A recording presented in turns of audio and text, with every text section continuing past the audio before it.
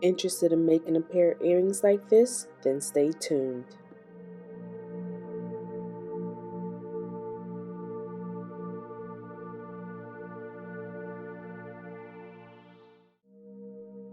First thing you're going to need is your ball peen hammer, and using the rounded side, you're going to just use that to pound some dents into your metal disc as you see me doing here.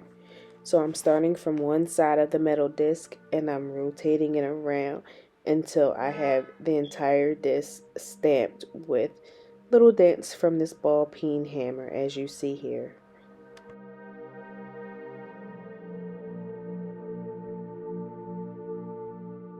One thing to note is that I'm getting as close to the edges as possible without hitting the edges, because in doing so, it will make the edges sharper.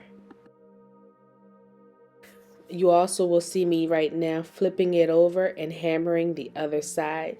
This is because as you hammer the little dents into your disc, you're going to make it bow, or I guess was it become concave. So you want to flip it over just to make sure that it flattens out on the other side, and then proceed to hammering. So now you see I've grabbed the other disc and I'm just doing the same technique. Bang, bang, bang, going around the circle until I have the texture I desire.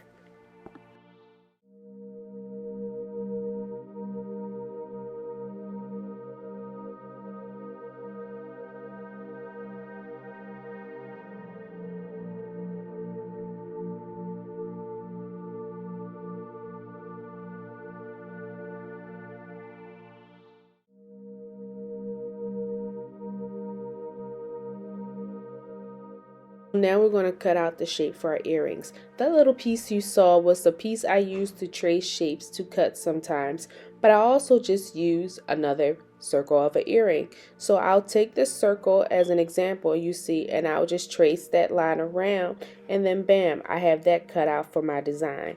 But since I want triangles, I'm actually going to freehand, and using my file, I'm just drawing out on the earring a light line that I can then follow with my cutters. So now that I have the shape that I want on my earring, I'm just going to take my cutters you see here, and these are actually just garden cutters that I sharpened, and I'm just following that line that I lightly traced on the earring and cutting as close to that V of the triangle as possible without cutting directly all the way to it, because sometimes I find that if you try to cut all the way to that line, you actually wind up going over, which causes cross cuts on your earrings. So what I do is try to get as close to that point as I can, and then wiggle the rest of the metal out. So that's what you'll see me doing here, getting as close as I can, stopping, wiggling, and then repeating that pattern until I have the piece pulled away.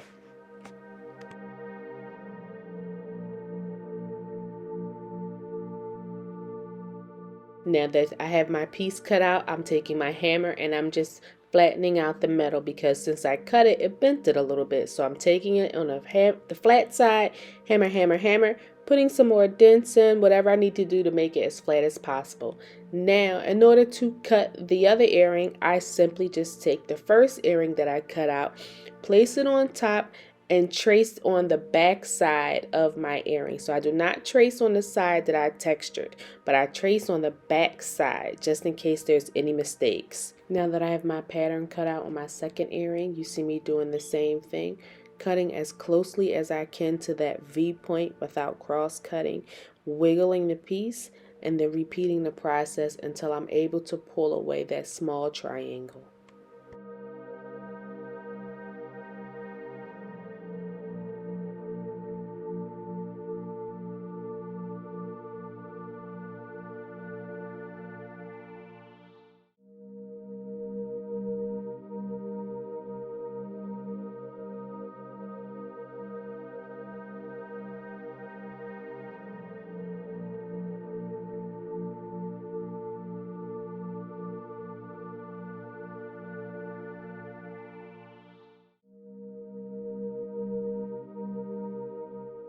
There we have two matching pieces ready for the next step.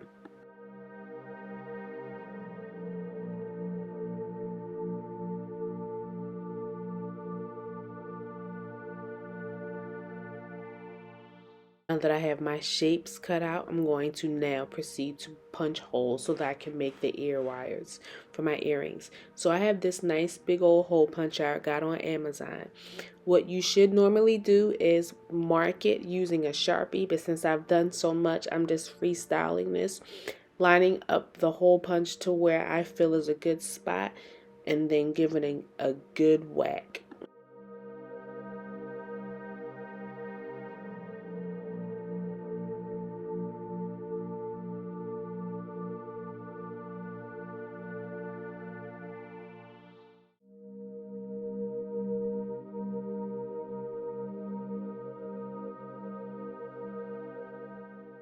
And there you see our first hole is complete, so now it's time to move on to the second earring.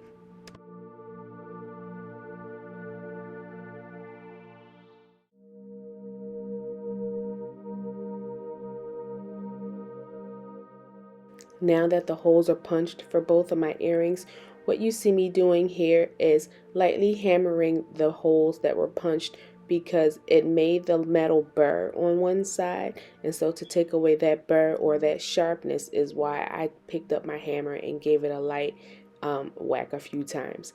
Now, speaking of sharp metal, I now grabbed my metal file and I'm going around the sharp edges in which I cut just to make sure that no one gets cut. When filing metal, be sure to file both sides because you may not realize it, but when you're filing one side, you may cause a burr or rather a sharp edge to come out on the other side of the metal. So in order to combat this, you need to file both sides, which is what you'll see me doing here. And then also you'll see me filing straight down in the middle because that helps with preventing that burr. So make sure again that you check both sides of your metal while you're filing to be sure that you're creating that nice soft rounded edge that you're looking for.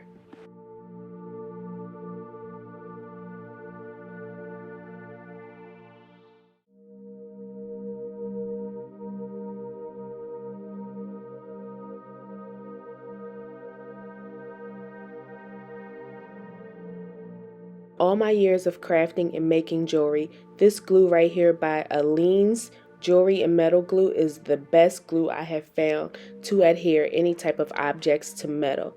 So if you're looking to glue objects to metal, I would definitely suggest that you use this glue right here. So now what you see me doing before I glue down my stones is picking out the stones that I want and laying down a good pattern, because you can always pick out and move around, but once you put that glue down, it is set and it is not moving. So you'll see me here playing around with different stones, trying to see what exactly I want my earrings to look like.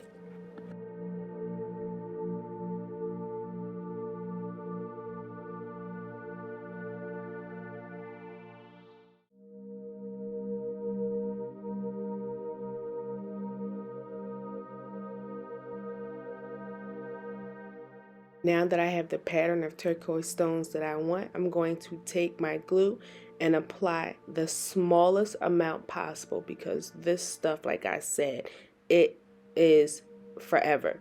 So I'm taking the least amount of glue that I can. As you see, I made a little bit of a spillover. So as I glue it down, I take a piece of scrap metal and I try to wipe off that spillover as quickly as possible. And then I move on to my next stone. And again, as you see, I'm applying the least amount that I can and then setting my stone as soon as possible. Once it's set, it's there. So again, I'm taking the smallest amount and then putting my stone on top, cleaning up any spillover. And as you can see already, that stuff works. Like, it's not moving already. So then now you see I'll just go and proceed over to the next earring. Sometimes you see with this glue a lot comes out of the tube. So what you'll see me doing now is I close the glue and I'm just taking the little bit of spillover that was left off the tip, and then I'm using that to adhere the stones to the next earring.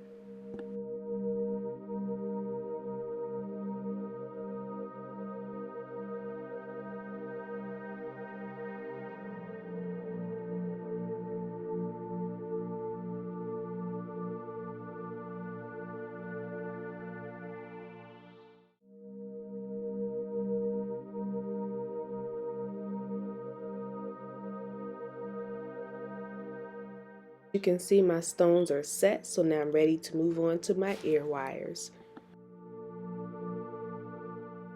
So this is how I make my ear wire, and I slowed down the video to be sure to show the tutorial. I take a medium circle and a small circle and put it one whole space apart on my thingamajig.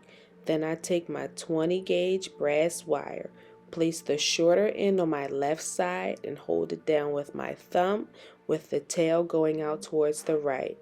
Then I take that tail, wrap it around the medium circle where it creates a half circle as you see here, to where it gets down to the shorter or the smaller circle. Then I take that wire, that tail, I go on the inside of my small circle, then wrap that tail going around counterclockwise until that tail has wrapped all the way around and crossed my wire, as now you see it here. And I'll pull it out in a second for you to see. So now that is how my ear wire, the base of my ear wire is formed. Then I take some, don't laugh, but some toenail clippers I only use for jewelry, and using my thingamajig as a measure, I cut from the second circle away from my ear wire. Cutting this far away gives me just enough of a tail to wrap my ear wire without wasting any excess wire.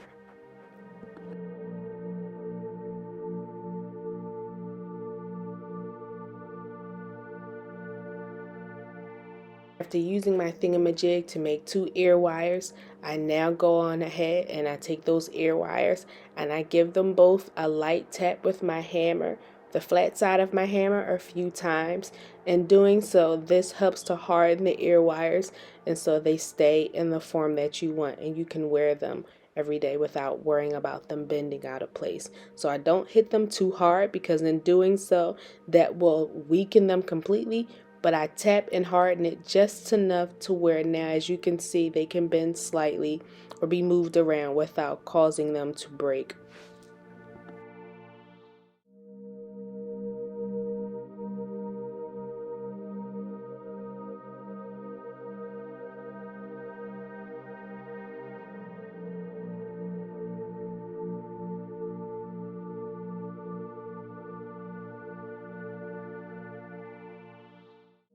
Now that you have your ear wires hardened, you can begin the process of attaching them to the earrings. So what you see me doing now here is grabbing my ear wires and looping them through the back of my earrings.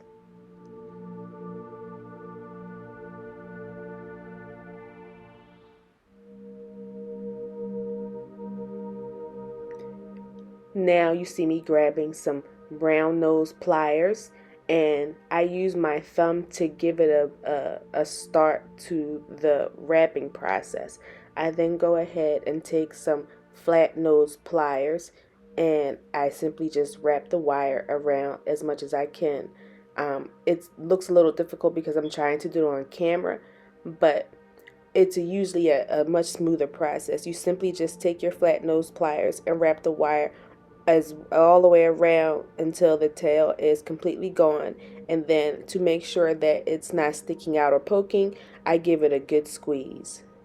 Now that my first ear wire is fully attached, I'm going to grab my round nose pliers followed by my flat nose pliers, and again do the same process to the next earring, wrapping it around until the tail is completely gone.